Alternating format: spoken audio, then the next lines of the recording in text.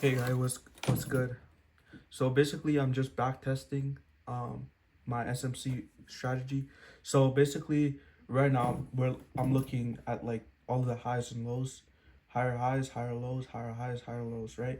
So so what am I gonna do here is basically just go through back testing and reviewing. So let's start off. Basically, I said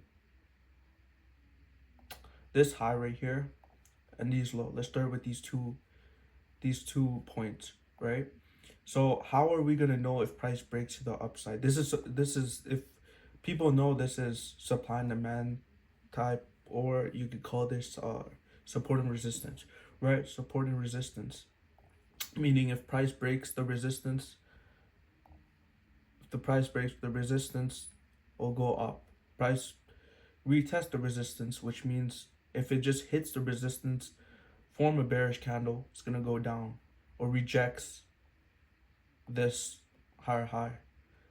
Um, or it could even be a manipulation, right? So forward, moving forward is see, let's look at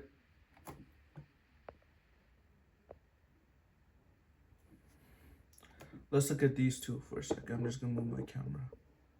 So look at these two for a second. These 2 points. Price broke this. Where do we enter? Basically, where do we enter? That's that's my point. Is where would I enter?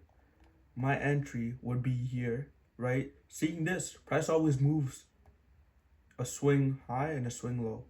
You'll have the low and then swing low, right? This is a 50% mark of change, basically saying, oh, price will come down in the 50% zone so that it's discounted, so that traders can get in for a good price. Why would they buy up here, right? What if trend was like this?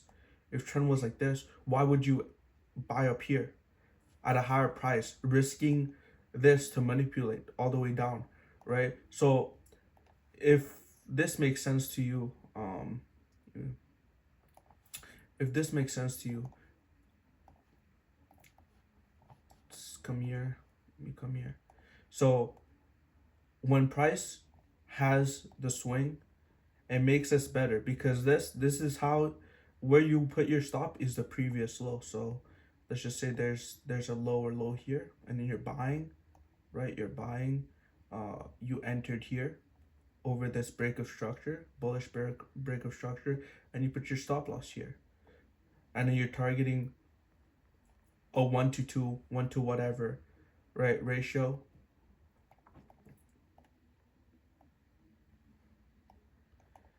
1 to 2, so it'll be 1 to 2 ratio. But this is not how I trade. I don't hold on trends.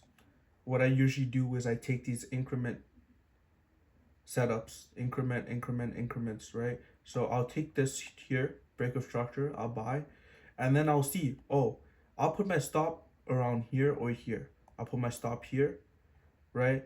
And then I'll just buy and wait for price to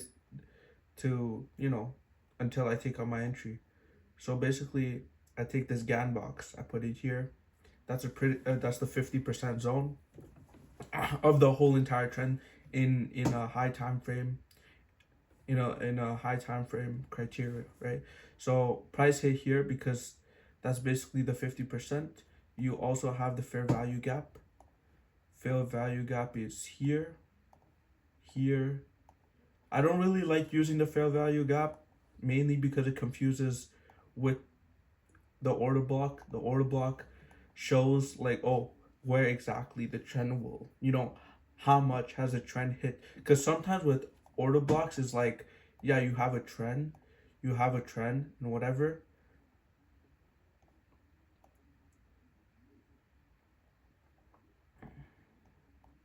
You have a trend, but then it fills in, right? But then rejects. This is not where you're gonna buy. You're gonna only buy if it breaks the high. The high, if candle closes above the previous high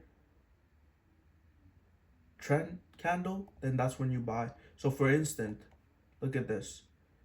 If these are 2 points, here, here, here, right? Sorry. This and this is our 2 points. This is the highest high that was formed. This is the lowest low that was formed. Forget about this here, but focus on here. So we buy here. We can target and say, oh, we're going to take out, our TP is going to be here, which is good. And then we're risking a 1 or even a 0.5 to make 1 or 2, right? So then price broke. Boom. You could still buy here, put your stop loss 50%. So out of this whole trend right here, measure, this is why you have a line. You measure from the line to here. You put your buy should be here. Your buy should be here, your stop loss should be here at a 50% mark. Because in any trend, price always retests. So yeah. And then this broke, right? But it never went up. So this is a false breakout. This is what you would call a false breakout. Is that even though the price closed above here, it rejected, right? So most people would have bought and get fucking sold like crazy.